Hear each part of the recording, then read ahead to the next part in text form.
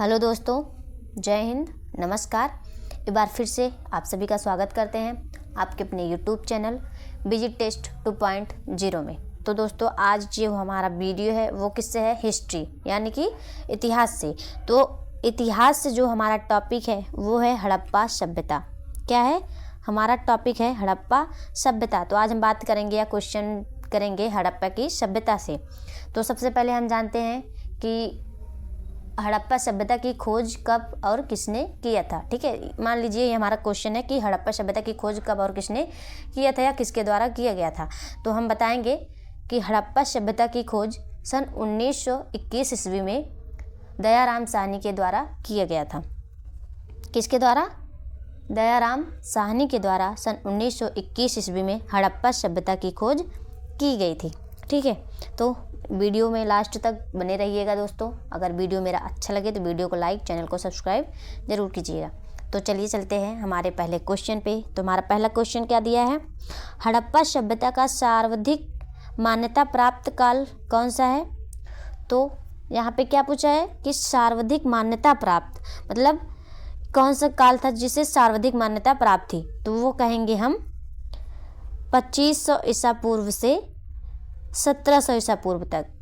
सर्वाधिक मान्यता कब प्राप्त थी? 2500 ईसा पूर्व से 1700 ईसा पूर्व तक हड़प्पा सभ्यता को सर्वाधिक मान्यता प्राप्त थी या इस काल में सर्वाधिक मान्यता प्राप्त थी। ठीक है, तो हम नेक्स्ट क्वेश्चन पे चलते हैं अपने। हड़प्पा नामक पुरास्थल किस सभ्यता से संबंधित है? तो वह किससे है दोस्तों? वह है सिंधु घाटी सभ्यता से। किससे है? सिंधु घाटी सभ्यता से हड़प्पा नामक पुरास्थल जो है संबंधित है, जिसे कि पहले सिंधु सभ्यता कहा जाता था या फिर हड़प्पा सभ्यता को सिंधु सभ्यता के नाम से भी जाना जाता है। तो अगला प्रश्न हमारा है, सभ्यता की लिपि किस प्रकार थी? तो जो हड़प्पा सभ्यता की लिपि थी तो दोस्तों वो भाव चित्रात्मक थी। कैसी थी? भाव चित्रात्मक थी। हड़प्पा सभ्यता में सर्वाधिक चित्र प्राप्त हुए थे। ठीक है, वहाँ पे जो दीवारें रहती थी वहाँ पर सर्वाधिक चित्र बने रहते थे, तो इसीलिए वो भाव चित्रात्मक लिपि थी। ठीक है, अगला प्रश्न हमारा, हड़प्पा सभ्यता की जानकारी का प्रमुख स्रोत क्या है? तो हम ये कहेंगे कि हड़प्पा सभ्यता को जानने के लिए उसके प्रमुख स्रोत क्या थे, उसकी जानकारी कैसे मिली थी? तो हम कहेंगे पुरातात्विक खुदाई। हड़प्पा सभ्यता में पुरातात्विक खुदाई हुई थी। क्या हुई थी? पुरातात्विक खुदाई हुई थी, जिससे हमें जो है हड़प्पा सभ्यता के स्रोतों की जानकारी मिलती है। मोहनजोदड़ो का शाब्दिक अर्थ क्या है? तो दोस्तों जो मोहनजोदड़ो था, तो मोहनजोदड़ो का जो खोज हुआ था वो किसने किया था? रखालदास बनर्जी ने 1922 ईस्वी में। किसने किया था? रखालदास बनर्जी ने 1922 ईस्वी में मोहनजोदड़ो की खोज की थी। तो ये जो क्वेश्चन है, मोहनजोदड़ो का शाब्दिक अर्थ क्या है? तो हम कहेंगे मृतकों का टीला। क्या है? मृतकों का टीला।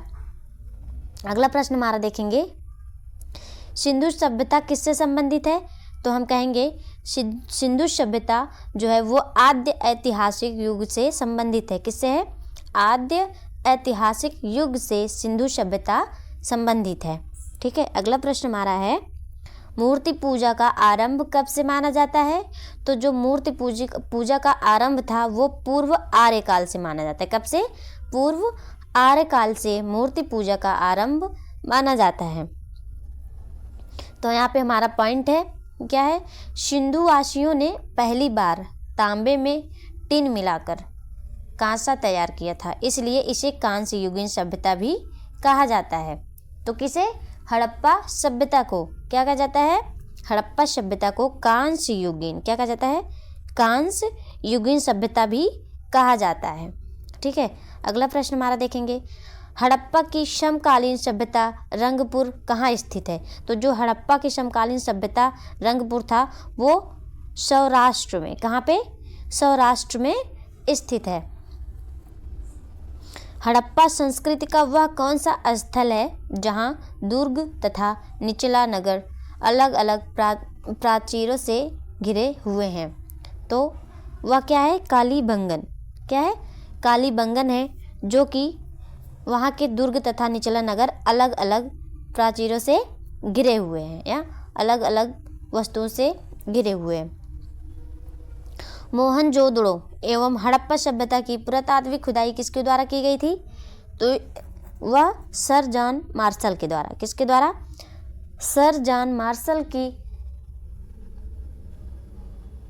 द्वारा हड़प्पा सभ्यता और मोहनजोदड़ो की पुरातात्विक खुदाई की गई थी। अगला प्रश्न हमारा देखेंगे, हड़प्पा कालीन स्थलों में अभी तक किस धातु की प्राप्ति नहीं हुई है? तो हम कहेंगे लोहा। क्या था? लोहा। तो अभी तक हड़प्पा सभ्यता में लोहे की या लोहे धातु की प्राप्ति नहीं हुई थी। सिंधु घाटी के लोग किसकी पूजा करते थे? तो जो सिंधु घाटी के लोग रहते थे वो मातृ देवी की पूजा किया करते थे। उत्खनित प्रमाणों के अनुसार सिंधु सभ्यता का स्थल बनावली या हरियाणा। ठीक है, बनावली कहाँ पे? हरियाणा। घग्गर और उसकी सहायक नदियों की घाटी में स्थित है। ठीक है, सिंधु सभ्यता कहाँ का? सिंधु सभ्यता का स्थल क्या था? बनावली, घग्गर और उसकी सहायक नदियों से संबंधित थी।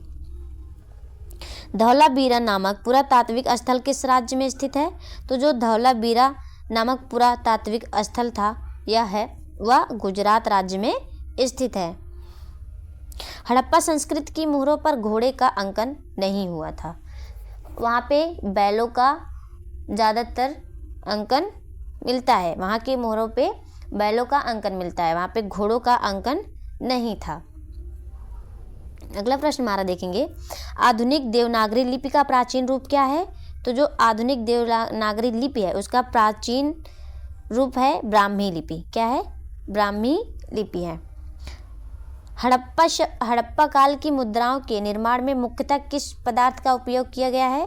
तो वहाँ पे सेलखड़ी का उपयोग किया गया है। किसका? सेलखड़ी का उपयोग हड़प्पा काल की मुद्राओं में या हड़प्पा काल की मुद्राओं के निर्माण में किया गया था। मेसोपोटामिया अभिलेखों में सैंधव सभ्यता के लिए कौन से शब्द का प्रयोग किया गया है? तो जो मेसोपोटामिया के अभिलेख थे उसमें जो सैंधव सभ्यता थे उसमें मेलुहा, किसका? मेलुहा शब्द का प्रयोग किया गया है। हड़प्पा कालीन मुहरों का सर्वाधिक प्रचलित आकार कैसा है? तो वह कैसा है? वर्गाकार है। जो हड़प्पा काल में मुहरें थी तो वहाँ पे जो सर्वाधिक प्रचलित आकार थे वो थे वर्गाकार। वर्गाकार के रूप में मुहरों का सर्वाधिक प्रचलित आकार होता था। विश्व में सबसे पहले कपास की खेती का आरंभ कहाँ प्रारंभ की गई थी? तो हम कहेंगे भारत में। सबसे पहले भारत में कपास की खेती आरंभ की गई थी। अगला प्रश्न हमारा, सिंधु सभ्यता की समकालीन मिस्र की सभ्यता नील नदी के तट पर विकसित हुई थी। कहाँ पे? जो सिंधु सभ्यता की समकालीन मिस्र थी वह की सभ्यता नील नदी के तट पर विकसित हुई थी। कहाँ पे? नील नदी के तट पर विकसित हुई थी। लेखन कला की प्रणाली विकसित करने वाली प्रथम प्राचीन सभ्यता सुमेरियन सभ्यता थी। क्या थी? जो कि लेखन कला को विकसित की थी वो सबसे प्रथम या पहली प्राचीन सभ्यता सुमेरियन सभ्यता मानी जाती है। अगला प्रश्न हमारा है, सिंधु घाटी सभ्यता से संबंधित वृषभ मुद्रा किस पुरातात्विक स्थान से प्राप्त हुई है? तो जो वृषभ मुद्रा थी वह मोहनजोदड़ो से प्राप्त थी। कहाँ से? वृषभ मुद्रा वह मोहनजोदड़ो स्थान से प्राप्त हुई थी। मृड़ पट्टिका पर उत्कीर्ण सिंह युक्त देवता की मुहर कहाँ से प्राप्त हुई है? तो जो मृड़ पट्टिका था, ठीक है, उस पर जो उत्कीर्ण सिंह युक्त देवता थी उसके मुहर जो है वो कालीबंगन से प्राप्त हुए थे। सिंधु घाटी सभ्यता गैर आर्य सभ्यता थी क्योंकि यह नगरीय सभ्यता थी, जबकि आर्य मुख्यतः कृषि पर आश्रित थे। क्या थे?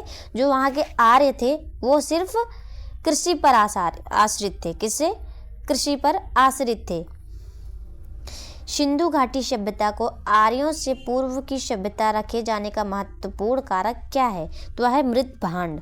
मृत भांड मतलब मिट्टी के बर्तन। क्या है? सिंधु सभ्यता में क्या मिले थे? मिट्टी के बर्तन मिले थे। तो जो सिंधु सभ्यता को आर्यों से पूर्व की सभ्यता रखे जाने वाली महत्वपूर्ण कारक थी वो थे मृत भांड, जिसे मिट्टी के बर्तन भी कहते हैं। भारत में किस प्रकार के मृत भांड द्वितीय नगरीकरण के प्रारंभ के प्रतीक माने गए हैं? तो वह है उत्तरी काले पालिष्कृत मृत भांड। कैसे हैं? उत्तरी काल के पालिष्कृत मृत भांड जो कि द्वितीय नगरीकरण के प्रारंभ के प्रतीक माने जाते हैं। भारत में चांदी की उपलब्धता के प्राचीनतम साक्ष्य किस सभ्यता से मिलते हैं? तो जो भारत में चांदी की उपलब्धता थी उसके प्राचीनतम जो साक्ष्य थे वो हड़प्पा सभ्यता से मिले थे। किससे? हड़प्पा सभ्यता से मिलते हैं। हड़प्पा संस्कृति के संदर्भ में शैलकृत स्थापत्य के प्रमाण कहाँ से प्राप्त हुए हैं? तो जो हड़प्पा संस्कृति के संदर्भ में शैलकृत स्थापत्य थे वो धौलावीरा से प्राप्त हुए थे। वो प्रमाण कहाँ से प्राप्त हुए थे? शैलकृत स्थापत्य प्रमाण वो धौलावीरा से प्राप्त हुए थे। लोथल को लघु हड़प्पा या लघु मोहनजोदड़ो भी कहा जाता है। इसके पूर्व भाग में एक गोदीवाड़ा का साक्ष्य मिला है। किसका? गोदीवाड़ा का साक्ष्य कहाँ मिला है? लोथल और मोहनजोदड़ो में। ठीक है, उसके पूर्वी भाग में गोदीवाड़ा का साक्ष्य मिला है। तो दोस्तों आज के लिए इतना ही, मिलते हैं नेक्स्ट वीडियो में, तब तक के लिए धन्यवाद।